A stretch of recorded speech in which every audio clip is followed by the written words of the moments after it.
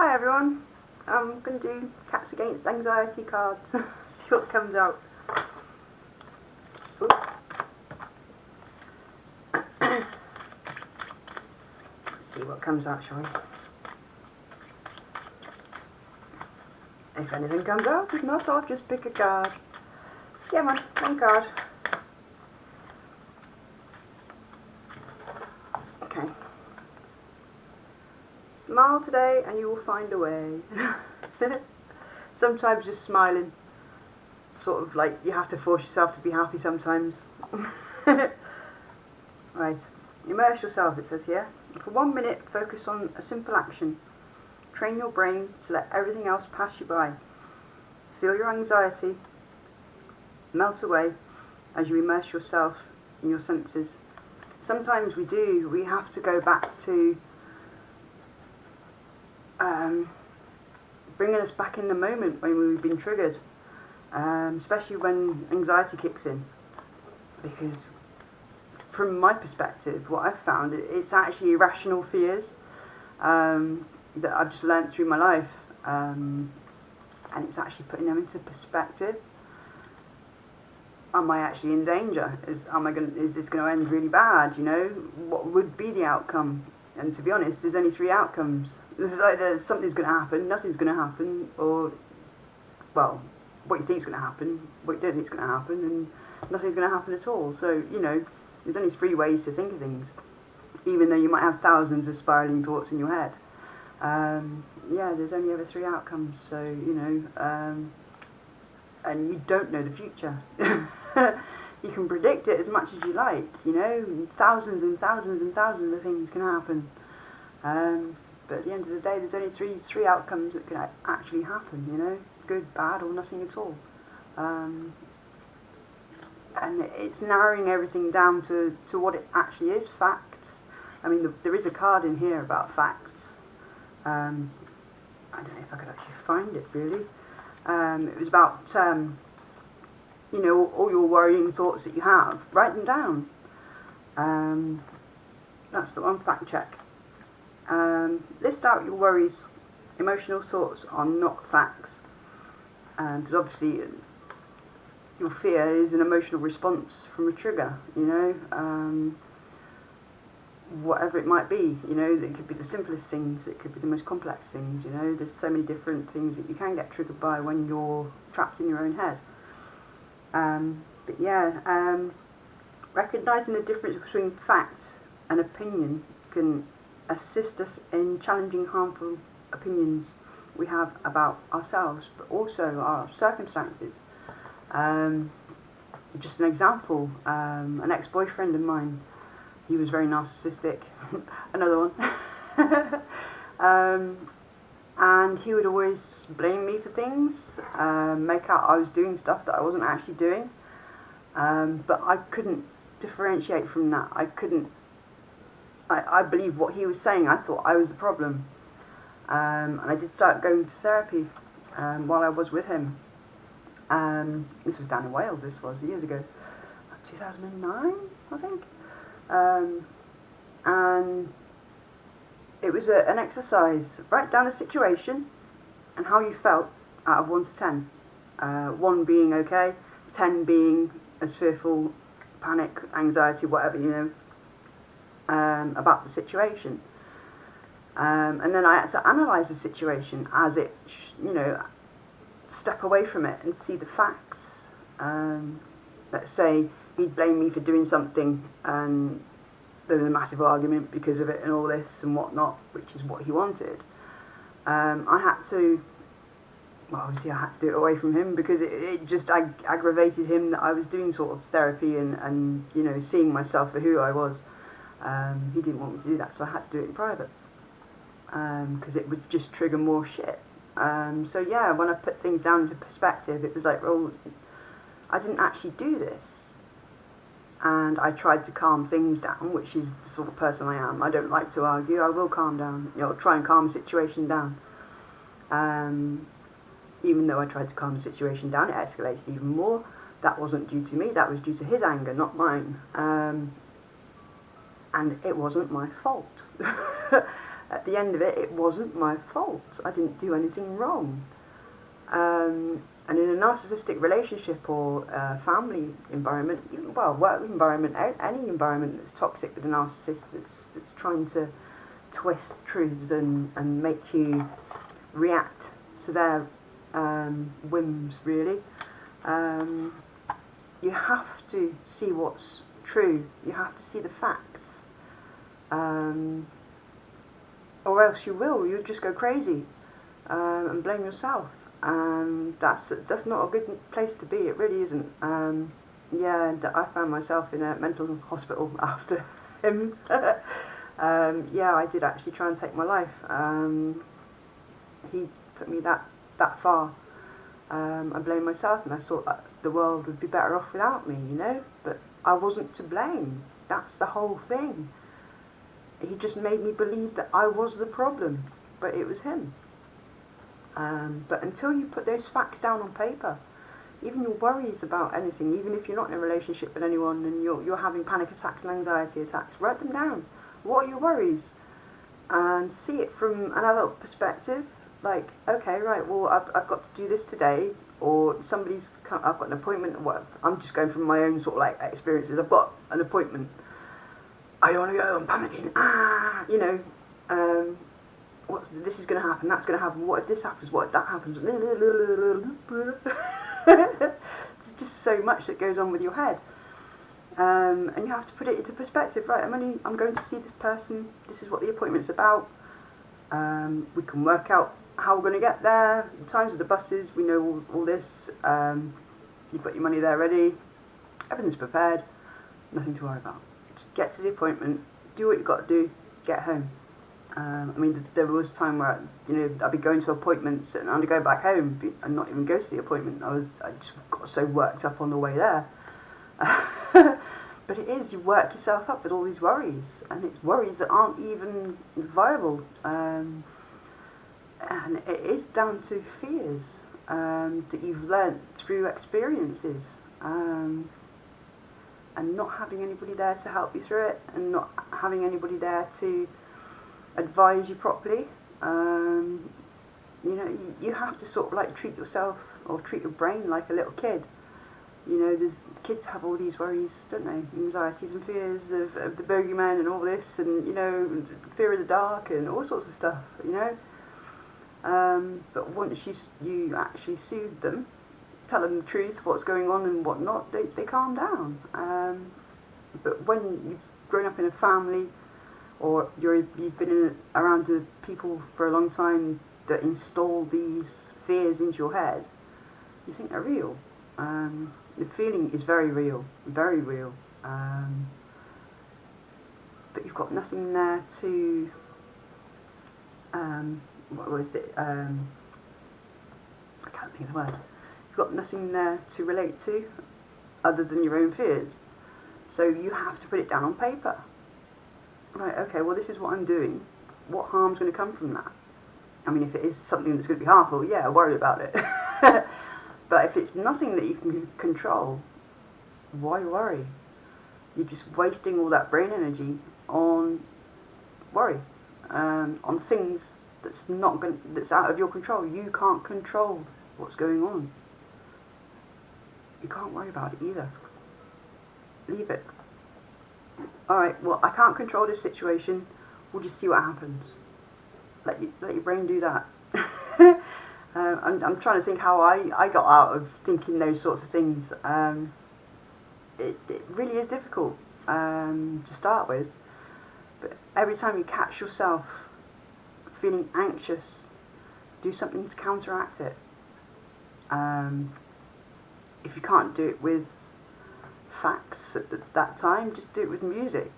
I used to go around, well, I still do go around everywhere with headphones on.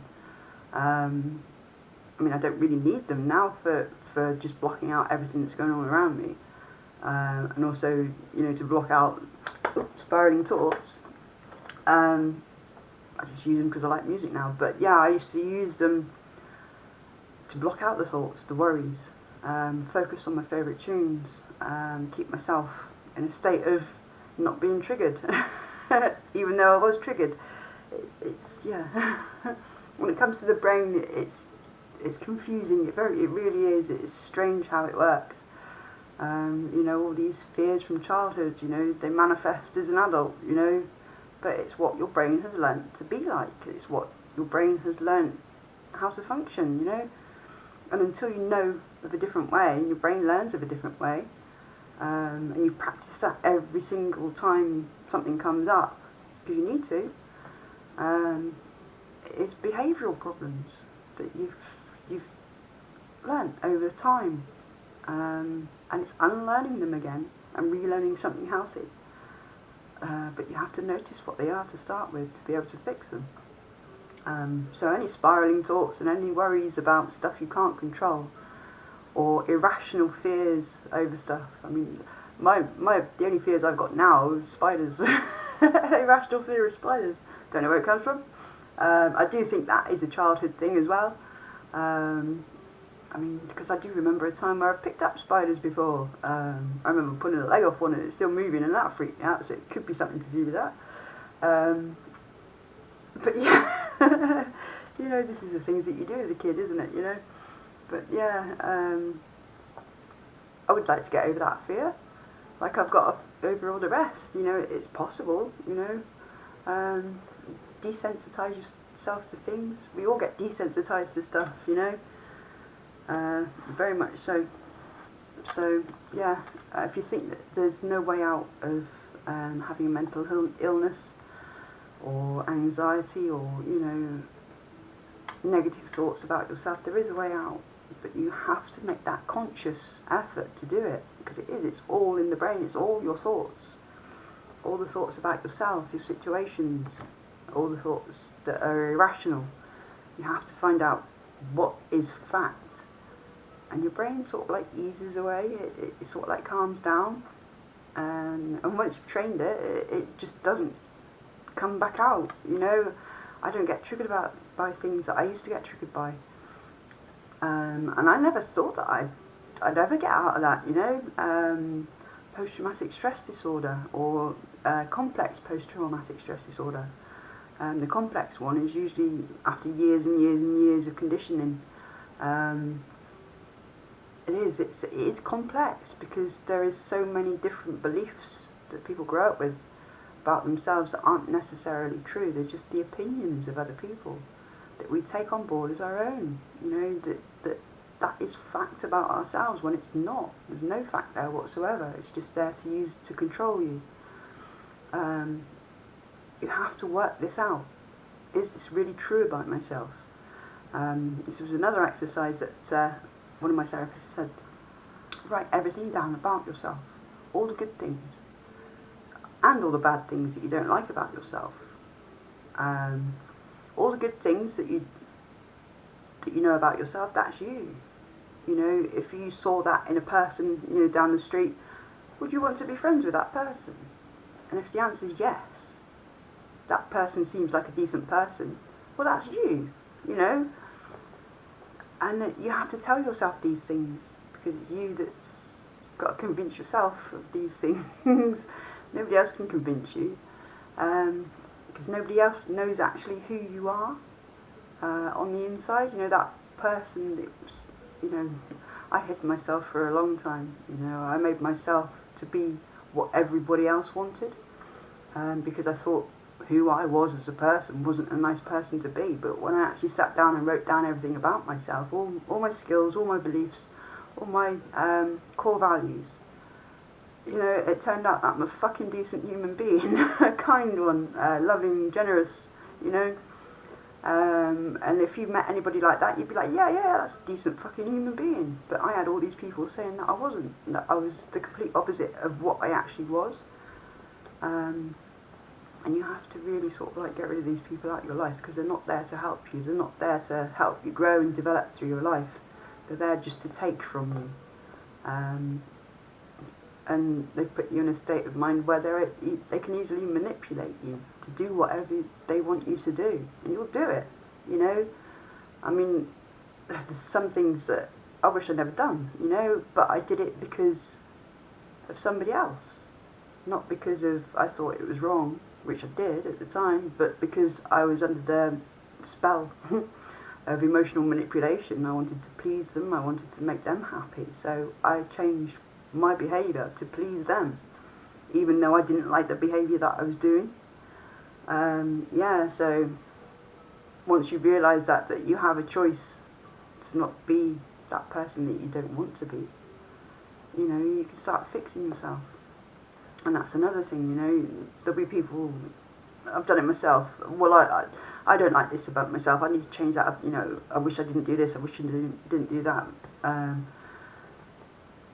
or I wish I didn't look like this, I wish I didn't look like that, there's certain things that you can't change about yourself, so you have to accept these things about yourself. It's like with me, when I found out that I had a mental health issue, mental illness, I blamed myself.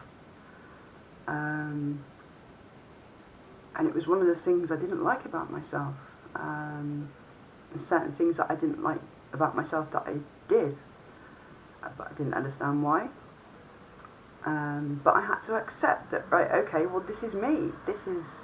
I've got a mental health issue, a mental illness. I have to accept that. Because, at the time, I didn't think I could change it. But until you learn a different way, you don't know. There are things that you can change about yourself. I mean, at the end of the day, when I'd had enough of suicidal thoughts, suicidal actions, my brain sort of was like, well, this isn't working. You've tried it so many times, it just doesn't work. There's no point doing it anymore, It was not a way out to stop the pain. And I had to find a different way. When you find the right way, which is a healthy way, and usually by yourself as well, because people's interference, same again, they don't want you healing, so they're going to do everything to stop you from healing, trigger you every time that they see you, just because they can see you making steps, moving forward. They will kick off, have a massive great argument with you, blame you for this, that and the other, and it's not true.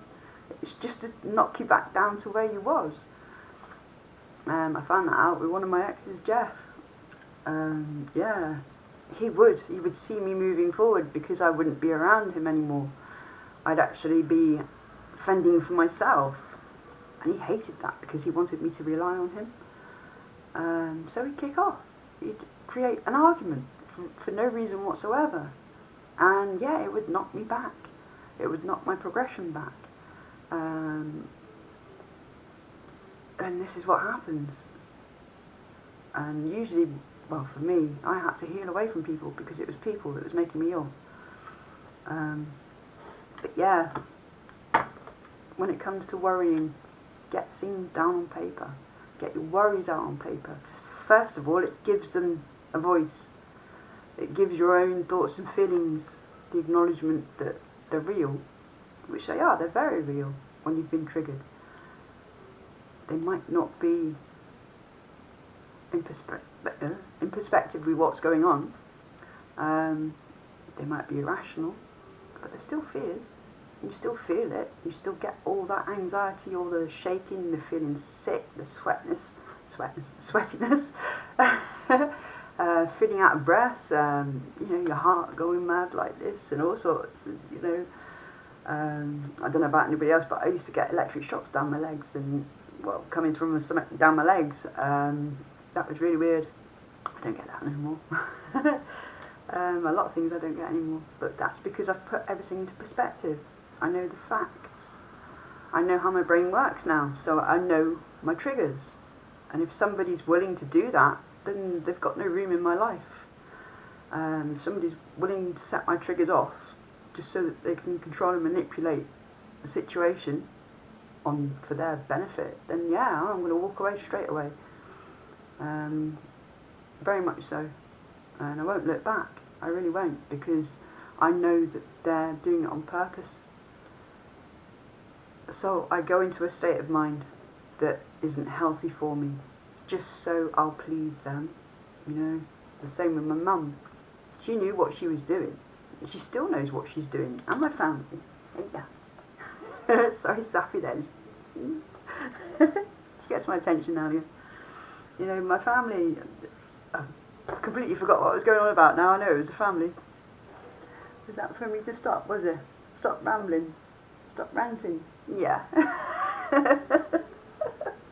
No, it's gone. It's completely gone. Anyway, so yeah. I do apologise for that. Yeah, I'm sure that it will either come back to me through another video or at another time. Or if I watch through this again, which I don't. I hate watching my videos.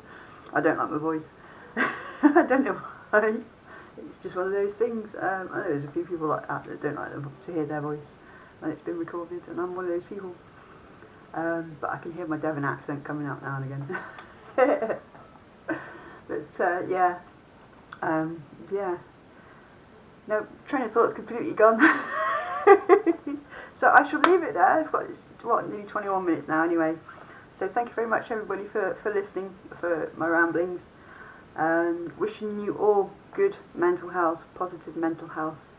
And I hope you get on top of your anxiety, panic attacks, irrational fears, and all those opinions of yourself that aren't actually yours. The only opinion that counts is you know, what you really truly think about yourself and who you truly really are.